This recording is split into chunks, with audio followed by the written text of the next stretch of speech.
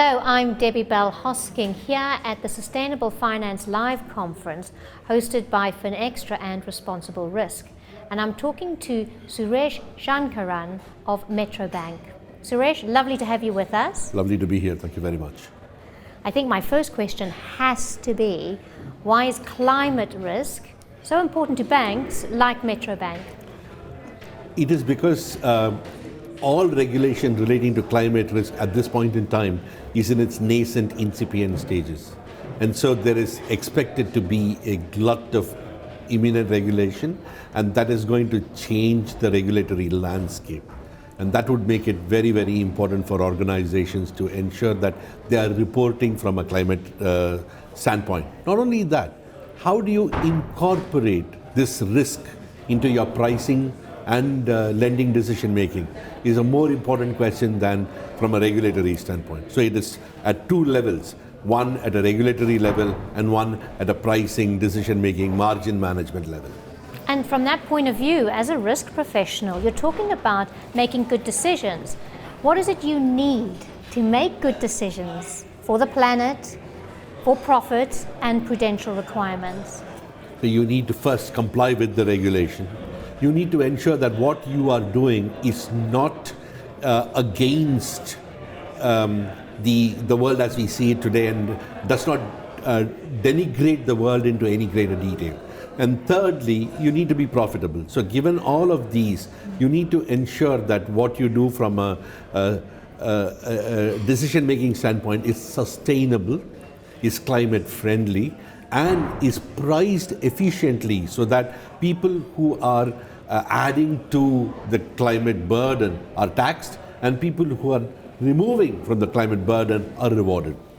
I mean, that's quite an interesting statement. How will that be received, would you think? It will be received very well because the regulation is moving inexorably, irrevocably towards that direction. And therefore, from a banking standpoint, you're just following suit.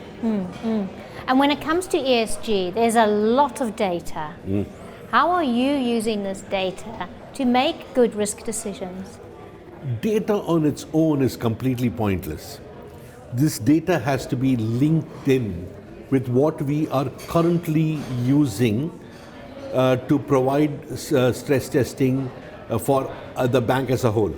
So I can't just use ESG data in isolation. This data has to be compatible, if you will, with other data that is currently being used from a regulatory standpoint. Not just from a regulatory standpoint, but as I said earlier, from a decision-making standpoint. So I need to ensure that the data is harmonized, is integrated into my world of balance sheet management so that I can produce good quality results which help me in my pricing, my decision making, and my regulatory compliance. And when we sat down, before the cameras turned on, you stressed the importance of harmonizing. Do you want to expand on that a little bit? Yes, it is very critical that regulators should get their act together. Because right from the time universal regulations have been formulated, you've had the BIS, the Bank for International Settlements, enshrining a set of universal regulations, but then other regulators like the European Bankers Association or the Bank of England or the Federal Reserve having their own take on these universal regulations, having their own interpretation, if you will. And if that is the case, then internationally active banks will find it very, very difficult to have one sustainable regulatory framework. They'll have to have multiple regulatory frameworks, and that in the long run is not conducive.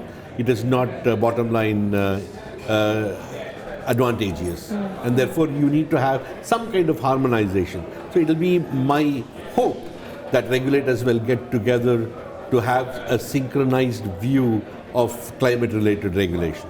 And of course, I'm sure people watching the video can hear all the noise behind us, and it's wonderful that people are coming together at this conference to discuss these issues.